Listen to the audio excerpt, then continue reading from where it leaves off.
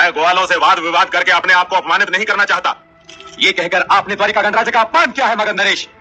वो दिन भूल गए आप जब हम दोनों भाइयों ने आपको सेना समेत मथुरा से खदेड़ दिया था। ये हमारे नाना लगते हैं दाऊ, इनका आदर करना तो हमारा कर्तव्य है। और फिर क्रोध की पूंजी लुटाने के लिए तो नहीं होती। ये तो देख लिया कीजिए कि सामने वाला आपके क्रोध के योग्य है भी या नहीं। वो आशीर्वाद हो या शाप, बहुत सोच समझ के देना चाहिए।